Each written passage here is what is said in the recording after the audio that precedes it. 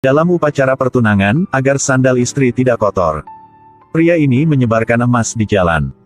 Dan mengatakan, aku hidup demi kamu, mati juga demi janjian kamu. Tetapi ketika melihat tunangan memutuskan pertunangan, langsung memperkosanya. Karena itu Yasemin hamil, untuk keluarga dari laki tidak tahu informasi ini. Dia bersembunyi di loteng selama berbulan-bulan tanpa keluar.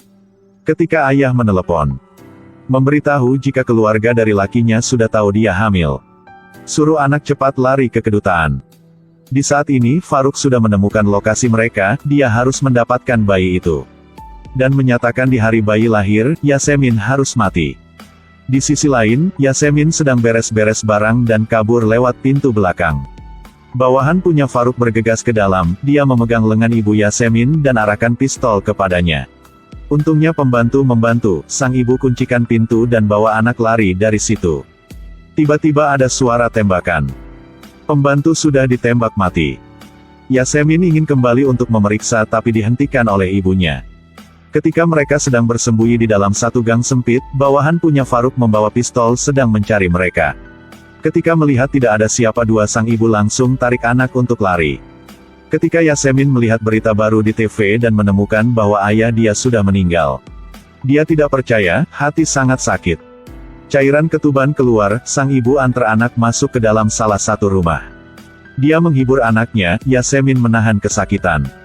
Akhirnya juga berhasil melahirkan, kedua ibu dan Yasemin gendong anak baru lahir berjalan di dalam kota.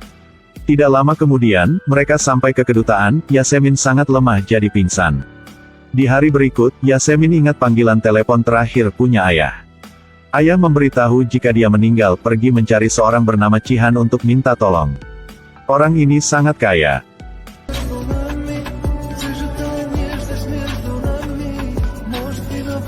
Ternyata ayah punya Yasemin pernah selamatkan jiwa Cihan sekali. Dan Cihan juga berjanji bahwa ketika keluarganya ada masalah, dia akan menolongnya. Ketika Yasemin masih kecil, dia sangat tertarik dengan pria ini. Suatu hari aku akan menikah dengannya. Yasemin juga diam-diam curi HP punya orang itu. Yasemin telepon Cihan, dan kasih tahu bahwa ayah dia sudah meninggal. Cihan janji akan pulang secepatnya, dia tidak peduli kecuriga punya keluarganya. Suruh bawahan siapkan helikopter untuk terbang ke kedutaan.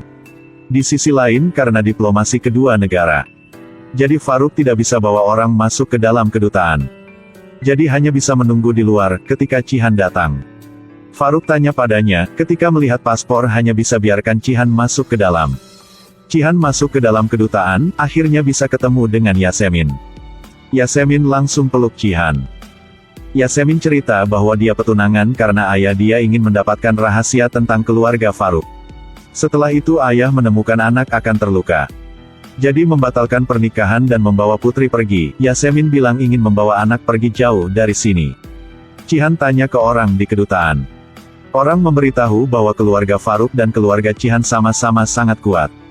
Dia tidak bisa melakukan apa. Kecuali Cihan dan Yasemin harus menikah, Cihan menjadi ayah punya anak ini. Anak ini baru ada identitas yang jelas, Cihan menjadi stres. Di satu sisi adalah tunangan, harus dia nikah demi keluarganya.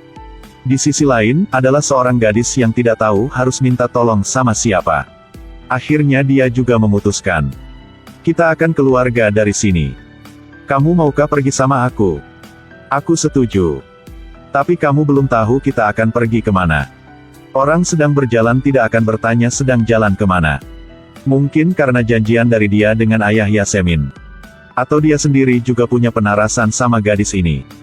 Kedua TTD di surat nikah, mulai sejak ini takdir mengikat mereka bersama. Untuk mencari tunganan dan anaknya, pria ini sudah menembak ke orang yang menikah dengannya. Yasemin dengan cepat lari ke depan untuk mengecek kondisi suaminya. Farouk tembak sekali ke langit dan tarik rambut Yasemin. Mengatakan, kau pikir kau bisa kabur dari saya? Dia tarik Yasemin dan masuk ke dalam mobil. Farouk mengemudi seperti orang gila, dia tanya apakah orang itu adalah orang yang Yasemin cintai. Yasemin kasih tahu bahwa orang itu adalah suaminya. Farouk marah langsung muter balik dan arahkan mobil ke arah Cihan. Di saat bahaya ibu punya Yasemin tepat waktu lari ke depan dan mendorong Cihan ke sampingnya. Farouk cepat berhenti, dia mengatakan ini adalah ending karena Yasemin diam-diam nikah sama orang lain. Faruk ingin membawa anak pergi, dia tarik Yasemin turun dari mobil. Suruh taruh anaknya di pinggir jalan, Yasemin ucapkan selamat tinggal terakhir kepada putranya. Faruk mengarahkan pistol dan memaksanya untuk berlutut. Dia ketawa dan omong sama Yasemin kalau bisa panggil suami datang untuk selamatkannya. Ketika dia arahkan pistol ke kepala Yasemin, tapi ketika melihat Yasemin nangis dia mulai bingung. Dengan waktu yang lama tidak bisa melakukannya, Cihan datang dan menembak padanya. Mati langsung di tempat.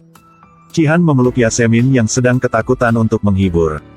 Cihan berjanji akan membawa Yasemin pulang, tiba-tiba ibu Yasemin kasih tahu ada satu tempat yang mereka bisa datang. Mereka datang ke rumah yang pernah ditempatin oleh ayah Yasemin, pasangan suami istri ini baru selesai menikah. Harus melalui banyak masalah. Baru bisa istirahat, Yasemin mengatakan bahwa dia ingin cek luka punya Cihan. Cihan kasih tahu dia bisa melakukan sendiri. Yasemin omong biarkan dia yang melakukannya. Dia takut tidak tahu Faruk sudah meninggal apa belum. Karena mereka sudah tinggalkan Faruk di pinggir jalan, orang itu mau membunuhmu. Yasemin tahu tapi dia masih tidak enak hati. Cihan menghiburnya untuk tidak berpikir ke situ lagi. Karena besok tidak akan di sini lagi. Malam itu Cihan beli pakaian baru untuk istri dan anak. Dan dia baru tahu jika istri belum bisa ganti pemper. Cihan bilang biar dia saja.